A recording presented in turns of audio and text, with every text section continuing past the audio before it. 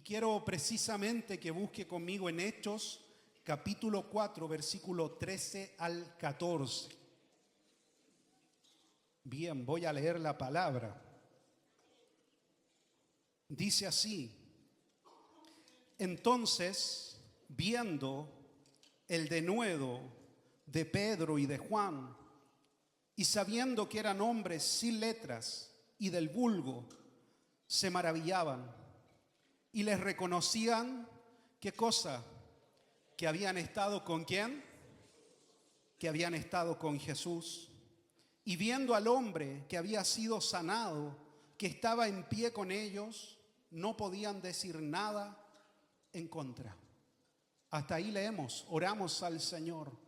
Padre, gracias porque tengo la oportunidad de predicar, de compartir de tu palabra. Señor, dame gracia, unción, denuedo, autoridad para hablar de la verdad de tu palabra.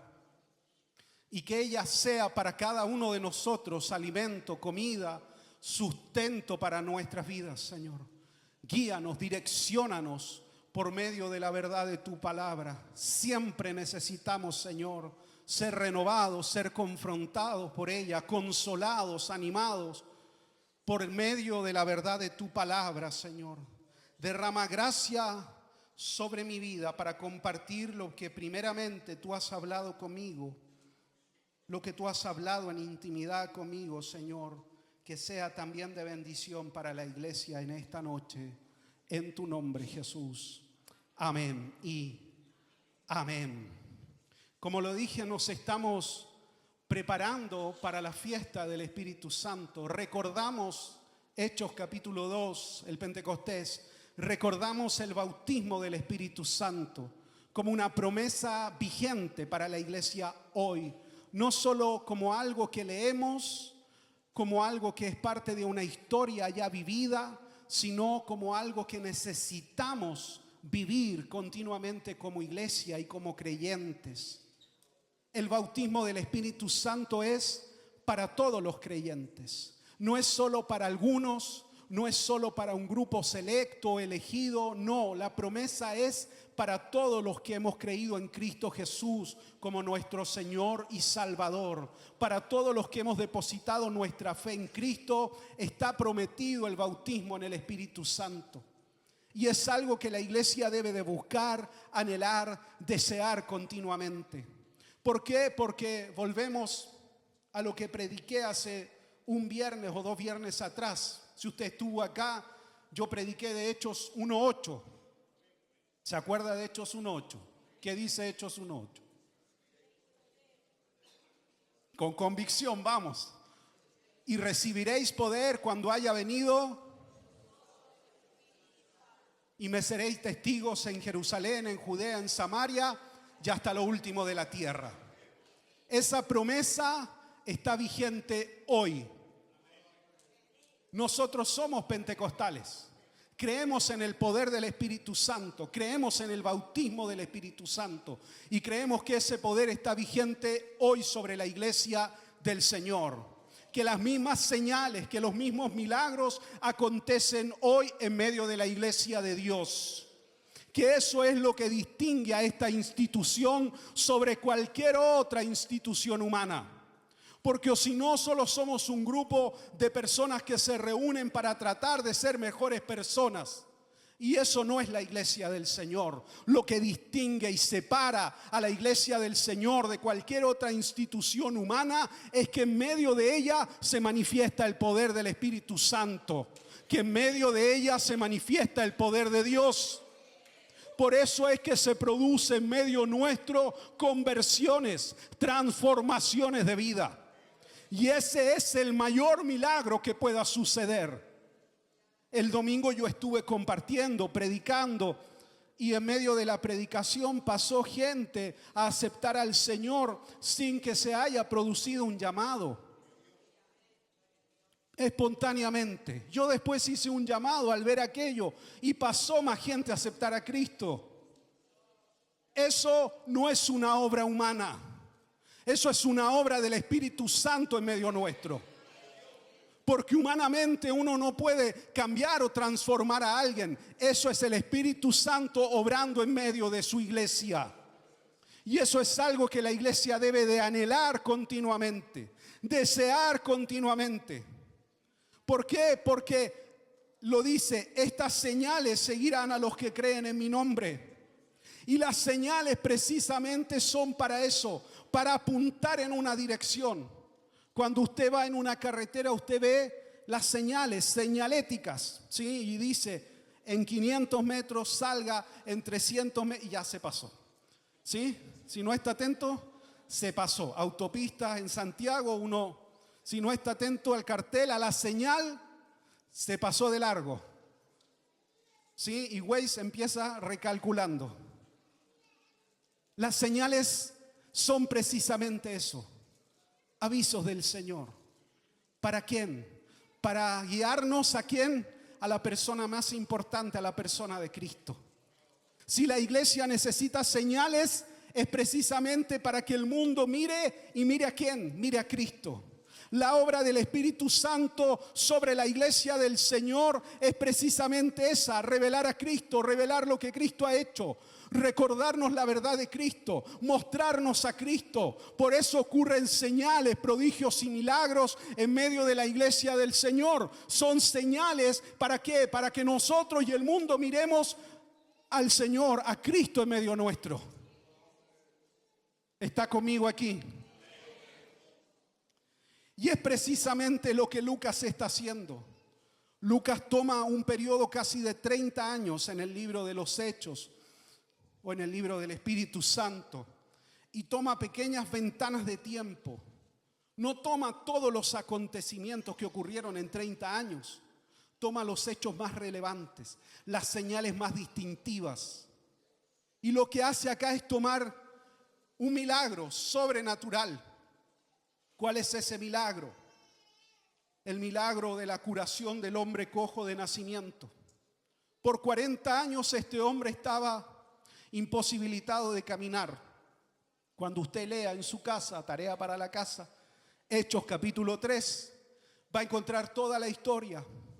Pedro y Juan van al templo, ya ha venido sobre ellos el Espíritu Santo, ya han tenido el bautismo del Espíritu Santo, Hechos capítulo 2, Hechos capítulo 3, ellos siguen en esta dinámica, la iglesia sigue creciendo, sigue desarrollándose, y como una costumbre propia de los judíos van al templo a la hora de la oración. Y en ese caminar entran por un determinado lugar, lo dice Hechos capítulo 3, la puerta llamada La Hermosa, un lugar distintivo. Y ahí todos los días ponían a un hombre a pedir limosna. Y por 40 años ese hombre estuvo sin la posibilidad de caminar. Y es puesto en ese lugar, día tras día a pedir limosna. Esa es la escena, ¿sí? Eso es lo que está sucediendo. Y en ese momento Pedro y Juan vienen y van al templo. Y este hombre se queda mirando y les pide limosna, como lo había hecho cientos de veces. ¿Sí? Y Pedro y Juan lo miran.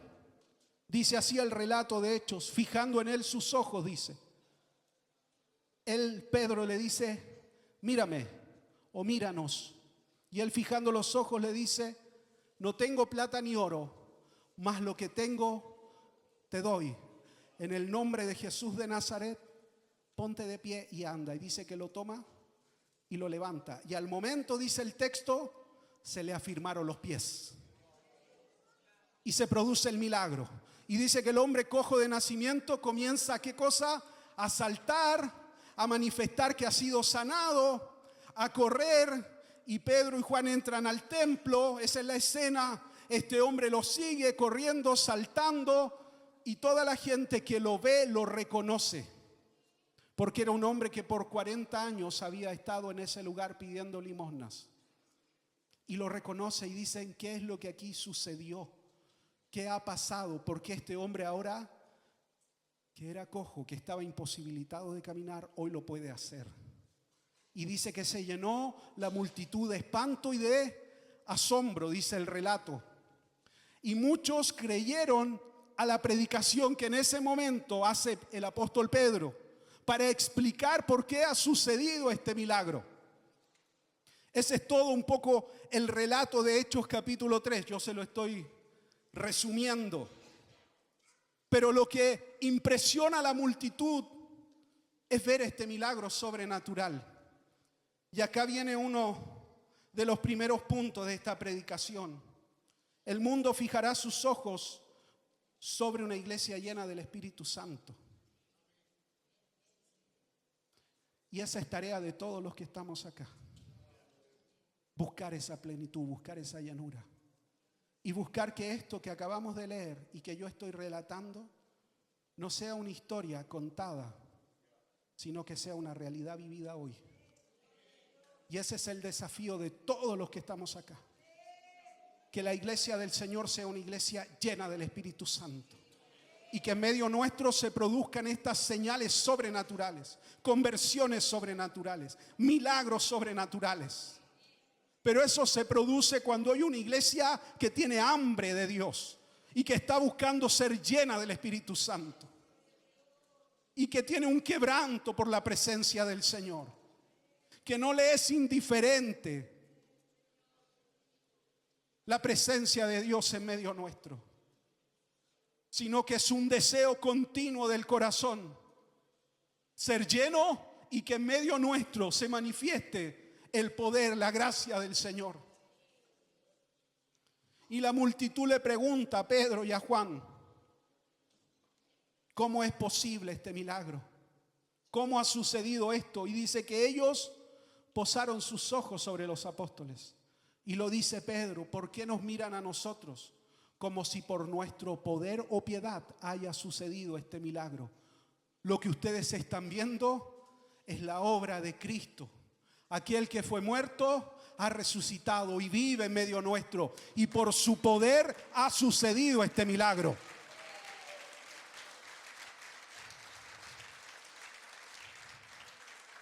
Y comienza la predicación del apóstol. Y llama inmediatamente a una conversión, a un arrepentimiento y a una conversión genuina. Siempre la predicación apostólica llama al arrepentimiento y a la conversión. Usted lo va a leer, siempre su predicación es: Cristo vino, murió, resucitó y volverá por su iglesia. Debemos de arrepentirnos y buscar al Señor. Siempre esa es la predicación apostólica. Y acá no es distinto. Pedro enfrenta a la multitud y les dice: ustedes crucificaron al Señor, pero aún así, si se arrepienten de sus pecados, Cristo los perdonará y podrán experimentar lo mismo que ha experimentado este hombre: ser llenos del poder y de la gracia de Dios. Debemos de ser entonces una iglesia llena del Espíritu Santo. Y cuando suceda algo sobrenatural, milagroso, continuo en nosotros, en nuestra vida y en nosotros como iglesia, tenemos que apuntar siempre a Cristo, no a nosotros. No podemos robarnos la gloria del Señor. No somos nosotros, no es mi piedad, no es mi poder, no es que el pastor predica tan lindo, no es que el otro pastor cuando ora, ora maravilloso y ahí suceden los milagros. No. Es porque este Cristo está en medio de su iglesia. Es porque el Espíritu Santo está en medio de la iglesia. No somos nosotros, es el Señor, es Cristo en medio nuestro, es su poder en medio nuestro. Si algo uno aprende de los avivamientos, de los moveres espirituales que han sucedido a lo largo de la historia de la iglesia, es que sucedieron cuando se le dio lugar al Espíritu Santo y se reconoció a Cristo y se glorificó al Señor. Dejaron de suceder cuando se dejó de buscar al Espíritu Santo y cuando los hombres comenzaron a echarse la gloria sobre sus propios hombros. Ahí cesaron los avivamientos. Y los avivamientos, curiosamente, siempre comenzaron cuando la iglesia volvió a la fuente, volvió a estudiar el libro de los Hechos.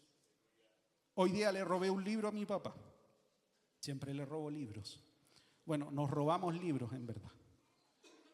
Pero le robé el libro de la historia del avivamiento en Chile. Y cuando lo leía, los primeros capítulos, era como leer la historia de la iglesia de Tiempo de Dios. Era como leer lo que nosotros estamos anhelando, buscando, deseando. Eran vigilias que hacían, eran estudios del libro de los Hechos, eran grupos de oración, eran preguntarse, ¿el bautismo está vigente para nosotros hoy o no? Y así comenzó ese mover espiritual, con una iglesia que comenzó a estudiar la palabra y a decir, estas señales también pueden ser vividas hoy. No es historia pasada, no. Lucas no lo escribió para que lo leyéramos y nos maravilláramos con lo que sucedió antes, sino que lo escribió como un recordatorio de lo que debe de ser la iglesia de Cristo para todas las generaciones. ¿Qué más sucede en este relato, capítulo 3 y 4? Nosotros acabamos de leer las palabras que tiene el Sanedrín en pleno. El Sanedrín se entera de esta sanidad. El hombre cojo está gritando, saltando por todo el templo. Una gran multitud se convierte, casi 5,000 varones se convierten a la predicación del apóstol Pedro.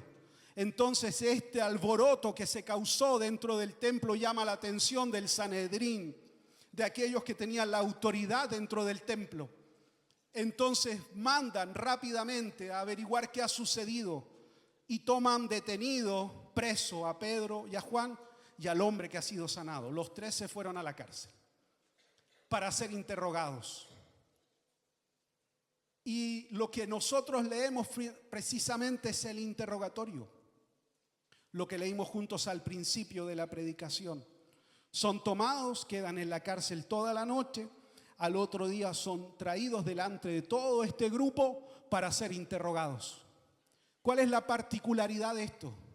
El grupo que los va a interrogar es el mismo grupo que condenó a Cristo. Es el mismo grupo que lo crucificó. Frente a ellos va a estar Pedro y Juan ahora.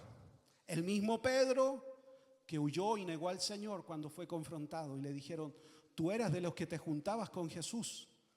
Y él dijo, no, yo no lo conozco. Nunca he estado con él. ¿Se recuerda aquel relato?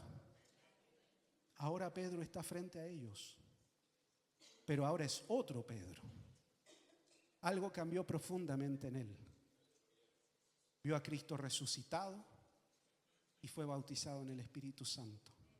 Y eso transformó todo. El Espíritu Santo lo cambia todo.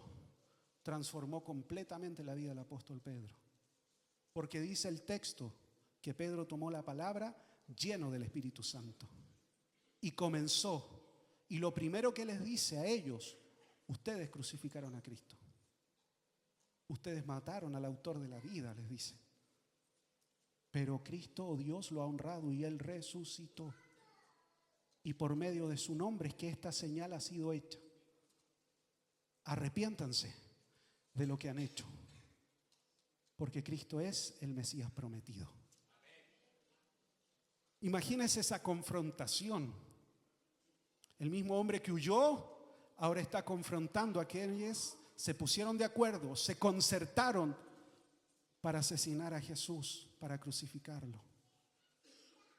Lleno de valor y lleno de autoridad. Porque lo que leímos juntos dice que llenos de denuedo hablaron. Y que el Sanedrín dijo, estos no son hombres comunes, estos no son hombres del vulgo, del montón, sin educación, sin letras, dice el texto. ¿Y cómo están aquí hablando con esta autoridad y con esta convicción? Y reconocieron qué cosa, que habían estado con Jesús, porque hablaban igual que Jesús, porque el Señor hablaba como quien tiene autoridad, dice el texto bíblico, y no como los fariseos y los saduceos, que solo hablaban de la boca hacia afuera, pero no tenían autoridad. Por eso los interrogan y les dicen, ¿con qué autoridad hicieron esto? Es Cristo en medio nuestro. Es el poder del Señor. Es el Espíritu Santo en medio nuestro. El Espíritu Santo lo cambia todo. Un hombre común y corriente, lleno del poder del Espíritu Santo, puede ser usado por Dios para predicar y puede ser usado por Dios con señales extraordinarias para que el Evangelio sea predicado y mucha gente se acerque al Señor. El propósito de las señales es glorificar a Cristo, es mostrar a Cristo, es que el mundo mire y diga: ahí hay una iglesia que tiene autoridad, que es diferente a lo que hasta ahora hemos visto y conocido de la iglesia. Ahí hay hombres que tienen autoridad y hay hombres y mujeres que temen al Señor y que predican llenos de autoridad y hay señales que los acompañan. Así fue por años en nuestro país. Si estamos hoy acá es porque hombres y mujeres llenos del Señor, con hambre de Dios, predicaban por todos lados, por todas las calles y recorrían este país. Así se levantó el avivamiento en Chile. Y así se levantaron cientos de iglesias a lo largo de nuestro país, con hombres que lo único que deseaban era que el Señor los usara, era ver la gloria del Señor y buscaban al Señor y oraban y anhelaban y deseaban que Chile fuera para Cristo. Así se levantó la iglesia en Chile. Los métodos cambian, pero los principios son los mismos. Si queremos ver a Cristo en medio nuestro y si queremos ver el poder de Dios en medio de la iglesia hoy, tenemos que tener la misma hambre y el mismo deseo que tuvieron las generaciones pasadas. Porque solo con marketing y redes sociales no alcanza. Eso no cambia, eso no transforma. Necesitamos el quebranto que produce cuando uno tiene hambre del Señor. El quebranto que se produce cuando uno ve la necesidad de la gente. Y uno sabe que la única respuesta y lo único que puede transformar esa realidad es el Señor. Usted se ha encontrado en un momento así donde hay alguien que dice: tengo hambre o tengo una necesidad que solo Cristo puede cambiar. Y ahí uno es quebrantado, porque uno ora al Señor: Señor, úsame, dame gracia. En tu misericordia trae una señal, trae una sanidad, obra un milagro. Pero esto no es tarea de un solo hombre o de algunos carbones encendidos. Esto tiene que ser el deseo y el anhelo de toda la iglesia del Señor. ¿En qué hemos estado ocupados? ¿En qué hemos estado perdiendo nuestro tiempo?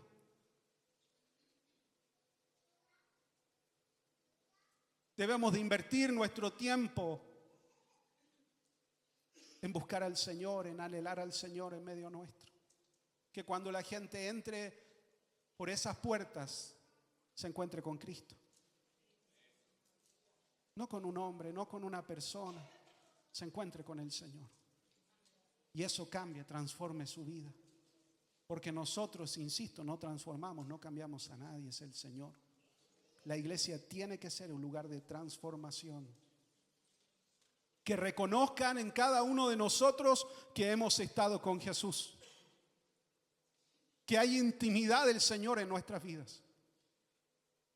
Muchas cosas se pueden imitar, pero no la intimidad genuina que uno tiene con el Señor.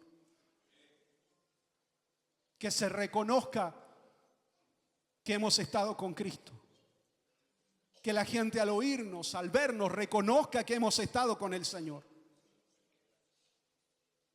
Y esto no es solo algo de imitación. Esto tiene que ver con autoridad. Dunamis es autoridad para predicar, para exponer, pero también para que el Señor nos acompañe con señales, prodigios y milagros. Son echados, los sacan, porque dice que no pueden rebatir el milagro, porque mientras son interrogados, el hombre cojo de nacimiento está sano y parado al lado de ellos. No hay argumento contra eso. Los saca el Sanedrín y conferencian entre ellos, dice. Y dice: ¿qué haremos con estos hombres? ¿Qué vamos a hacer? Señal hecha, es manifiesta a todo el pueblo. ¿Cómo vamos a negar este milagro? No se puede negar el milagro. Esto es una realidad. ¿Qué haremos con estos hombres? Intentan amedrentarlos, los amenazan, que no hablen más en el nombre de Cristo, que no enseñen más en el nombre del Señor. Y la respuesta de ellos es: no podemos callar aquello que hemos visto y oído. Por lo tanto, vamos a obedecer a Dios y no a los hombres. Y vamos a seguir predicando. Esa fue su respuesta. Y a veces el mundo quiere callarnos, quiere silenciarnos. ¿Qué haremos con estos pentecostales? Puse aquí. Que no se callan, que siguen predicando, que siguen enseñando del bautismo del Espíritu Santo. ¿Qué haremos con estos pentecostales que siguen dejando que las mujeres prediquen, enseñen? ¿Qué haremos con estos pentecostales que creen que el Espíritu Santo se derrama sobre toda carne? Por eso las mujeres en medio de ellos predican, enseñan. Nos quieren callar hasta el día de hoy. Y no solo el mundo, sino adentro aún de la iglesia nos quieren callar. Que no hablen de eso, que eso ya no existe, que eso cesó, que eso no es verdad. No, eso está vigente hasta el día de hoy.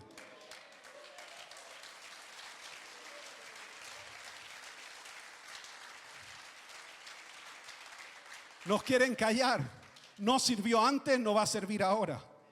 Porque cuando uno es lleno del Espíritu Santo y cuando uno es bautizado en el Espíritu Santo, es algo que nunca más se olvida y nadie puede negar aquello.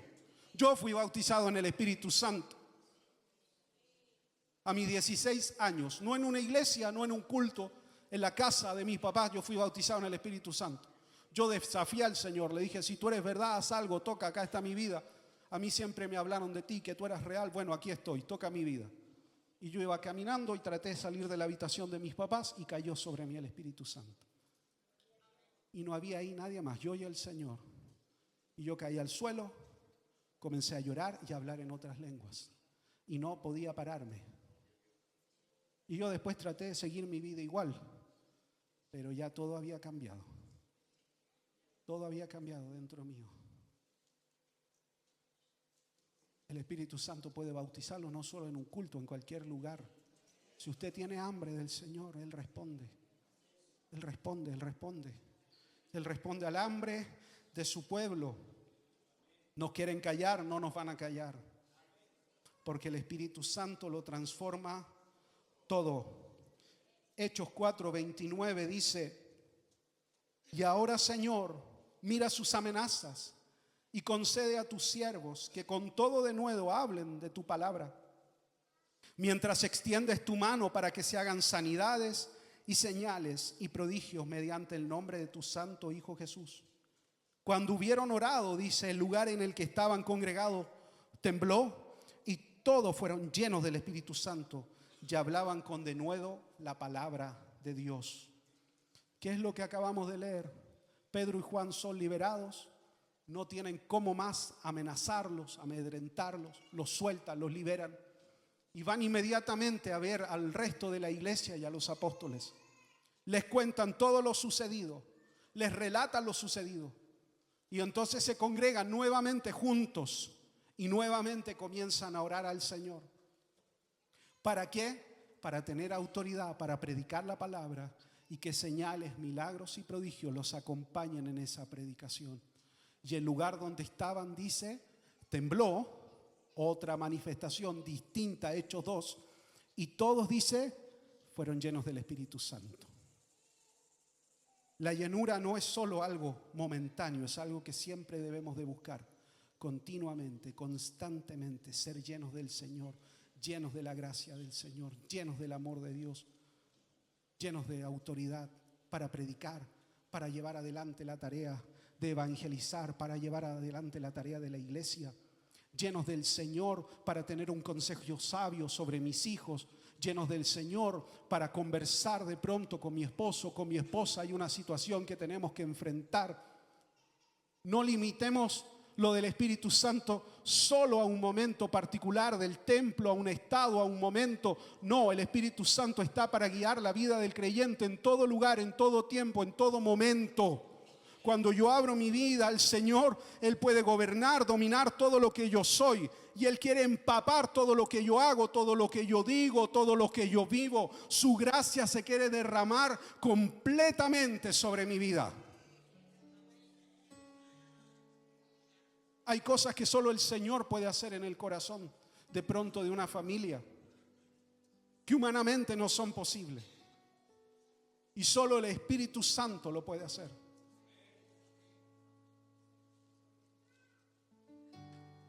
Y los últimos versos que acabamos de leer, tiene que ser la oración continua de la iglesia. Señor, no permitas que las amenazas, no permitas que la duda, que el miedo detengan a tu iglesia y la predicación de tu iglesia. Danos siempre autoridad, denuedo, poder, señales, prodigios y milagros en la predicación de la palabra. Y queremos siempre ser llenos de ti, llenos del Espíritu Santo. No solo el bautismo inicial, el hablar en lengua, siempre llenos del Espíritu Santo. Todos los que estaban ahí reunidos fueron nuevamente visitados por el Señor. Y cuando uno sigue la historia en el libro de los Hechos, estas señales van a continuar, no van a cesar. Van a estar siempre presentes. Que nuestra vida sea precisamente eso.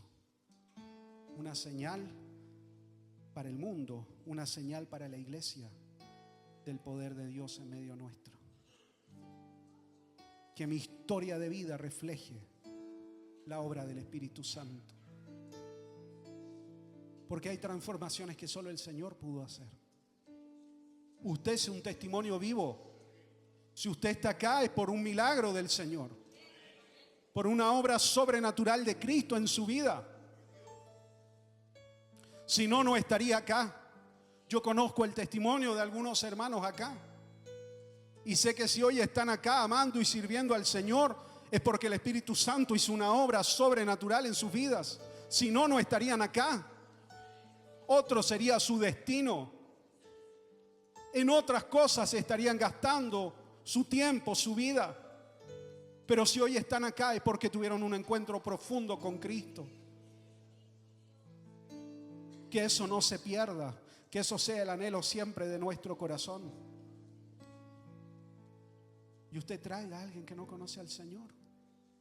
Invite a alguien que no conoce a Cristo. Ore para que esa persona cuando venga se encuentre con el Señor en medio nuestro. Señor, que tu iglesia esté siempre avivada, llena de ti.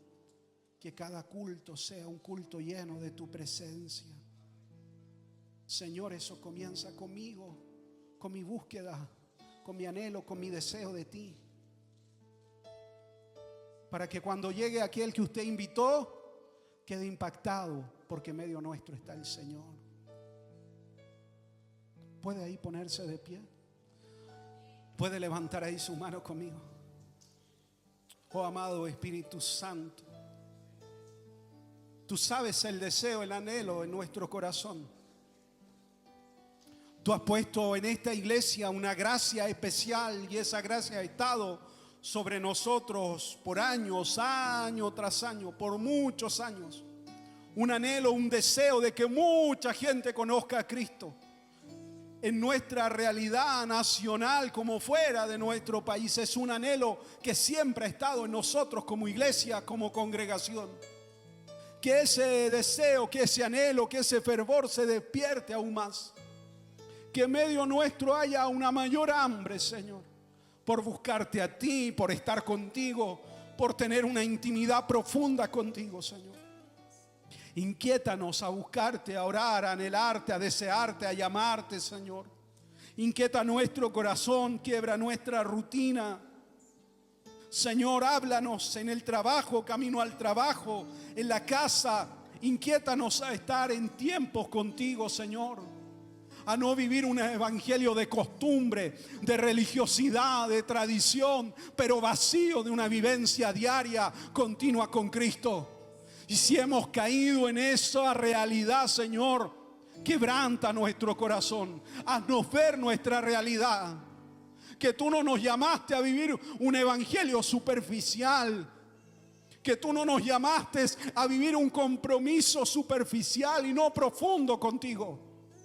Sino que tú nos llamaste a entregarnos completamente a la obra, al llamado del evangelio. Que tú que eres hombres y mujeres dispuestos a dar todo, a entregar completamente su vida. Y que en ese darme, que en ese entregarme, Señor, todo lo mío va a ser transformado, va a ser cambiado. Que nunca perdamos ese corazón sensible a tu presencia. Ese corazón hambriento, enseñable por ti. Que nunca perdamos, Señor, ese corazón que al oír la voz del Señor corrige, cambia, pide perdón, está dispuesto a ser transformado continuamente. Señor, quita de nosotros toda religiosidad, Señor. Quita de nosotros todo lo religioso que podemos tener. Y que nuestra vivencia contigo, Espíritu Santo, sea una fuente de agua viva continua, que fluya continuamente, Señor. Tu gracia, tu presencia sobre nosotros. Y haz de esta iglesia siempre un lugar de avivamiento, de un mover de Dios continuo. Señales, prodigios, milagros en medio nuestro, Señor. Es lo que anhelamos, es lo que deseamos. Conversiones continuamente en medio nuestro, Señor. Que esa sea la realidad de la iglesia. Que nuestro espejo, Señor, como creyentes y como iglesia sea la palabra, sea la historia de la iglesia primitiva. Que ahí nos miremos, que ahí podamos vernos y evaluarnos a la luz de tu palabra, Señor. No a nuestra propia medida, sino a la luz de la palabra del Señor. Sea tu gracia, Señor, sobre nuestras vidas.